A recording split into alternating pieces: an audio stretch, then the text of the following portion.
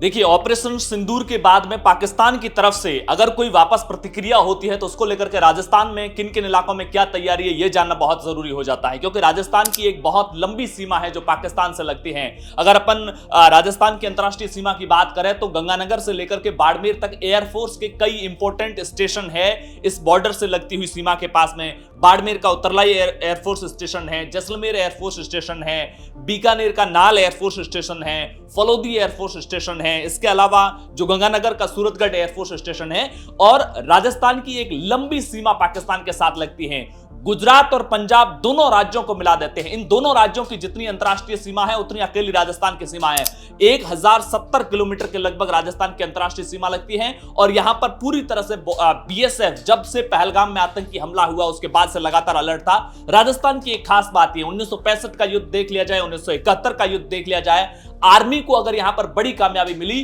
तो वो ये वजह थी कि इस पूरे बॉर्डर एरिया की जो पब्लिक है, बॉर्डर एरिया के जो लोकल्स है, उनसे आर्मी को एक बहुत बड़ा सपोर्ट मिलता है। लोकल इंफॉर्मेशन नेटवर्क के तौर पर साइकोलॉजिकली जो सपोर्ट मिलता है, आर्मी की जो गाइडलाइन को फॉलो करने के साथ साथ इंफॉर्मेशन नेटवर्क के तौर पर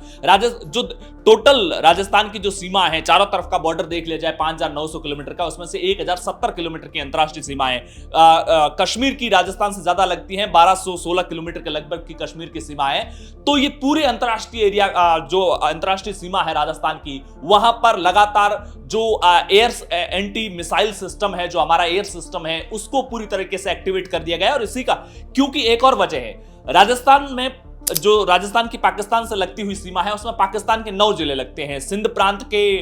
6 जिले हैं और 3 जिले पंजाब प्रांत के। इसमें बहावलपुर इंपॉर्टेंट लोकेशन है। बहावलपुर इंपॉर्टेंट लोकेशन इसलिए है क्योंकि कल रात को भारत ने जो ऑपरेशन सिंदूर के तहत जिन ठिकानों पर कार्रवाई की है उसमें बहावलपुर है, जिसकी राजस्थान से सीमा लगती है। बहावलपुर इसलिए भी महत्वपूर्ण है क्योंकि बहावलपुर कश्मीर सॉलिडरिटी डे पर जब हमास और जैश ए मोहम्मद के आतंकियों की मौजूदगी में पाकिस्तान ने जब कश्मीर सॉलिडरिटी डे इसी साल 5 फरवरी को मनाया था, तो इसी बहावलपुर में एक बड़ा कार्यक्रम हुआ था जिसने अंतर्राष्ट्रीय बिरादरी का ध्यान खींचा था। लिहाजा राजस्थान की सीमा पर किसी भी तरह की सुरक्षा एजेंसियां कोई कोताही नहीं बरतने वाली है। आज राजस्थान के 28 शहरों के अंदर ड्रिल होने वाली है और इसमें भी देखिएगा अंतर्राष्ट्रीय सीमा से लगते हुए छोटे छोटे कस्बों में भी, नाल के अंदर हो रहा है, सूरतगढ़ में हो रहा है, गंगानगर के लालगढ़ में भी मॉक ड्रिल की जाएगी। तो आर्मी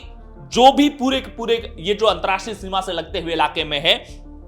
इसमें पूरी तरीके से आर्मी एक्टिवेट है। और किसी भी तरह, क्योंकि पाकिस्तान बदले की कार्रवाई के तौर पर क्या करता है, क्योंकि जब पहलगाम में आतंकी हमले के बाद तो ये ऑपरेशन सिंदूर हुआ, लेकिन उससे पहले पुलवामा के बाद जब एयर स्ट्राइक की गई थी तो अगले दिन पाकिस्तान के कई फाइटर जेट भारत की सीमा के भीतर आए। भीतर आने की कोशिश कल रात को भी हुई थी, जिसके बाद में FJ-17 को भारत की आकाश मिसाइल ने, यह भी एक बड़ी कामयाबी के तौर पर अंतर्राष्ट्रीय बिरादरी के सामने भारत उदाहरण के तौर पर पेश कर रहा है कि हमने स्वदेशी मिसाइल से हमारा जो एरियल सिस्टम है वो कितना मजबूत है, एंटी मिसाइल सिस्टम कहो या फिर जो पाकिस्तान से आने वाले फाइटर जेट को रडार के जरिए कैसे हम टाइमली कैप्चर कर लेते हैं। और उसने भारत की सीमा के अंदर घुसने की कोशिश की, उसके बाद में आकाश मिसाइल से उसको गिरा दिया गया। तो कुल मिलाकर के राजस्थान से लगती हुई 1070 किलोमीटर के अंतर्राष्ट्रीय सीमा पर सुरक्षा के लिहाज से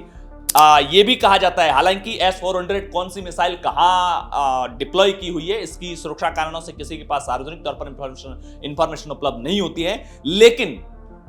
जो रक्षा विशेषज्ञ ये मानकर चल रहे हैं कि राजस्थान की कई लोकेशंस पर S-400 जैसे जो एंटी मिसाइल हमारा जो डिफेंस सिस्टम है उसको भी डिप्लॉय किया हुआ है।